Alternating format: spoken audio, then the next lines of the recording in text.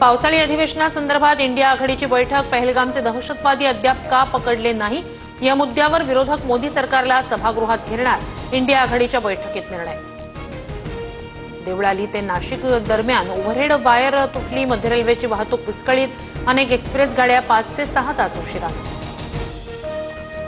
राज्य सरकारी कार्यालयांच्या वेळा वेगवेगळ्या ठेवता येतील का याबाबत चाचपणी, मुख्य सचिवांच्या अध्यक्षतेखाली समिती, लोकल रेल्वे प्रवाशांची गर्दी कमी करण्याचे प्रयत्न। शिखर बँक सोसायट्यांना कर्ज देणार, सावकारी जाचातून बळीराजाची सुटका करण्यासाठी निर्णय, 20 जिल्हा बँकांच्या कार्यक्षेत्रातील सोसायट्यांना कर्ज पुरवठा होणार।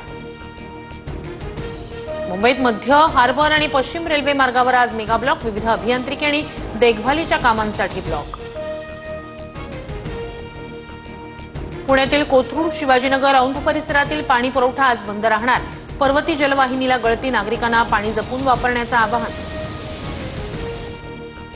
भिवंडी शहराचा पाणी पुरवठा मंगळवारी 24 तासांसाठी बंद राहणार, जलवाहिनी दुरुस्तीच्या कामासाठी पाणी पुरवठा बंद ठेवण्याचा निर्णय।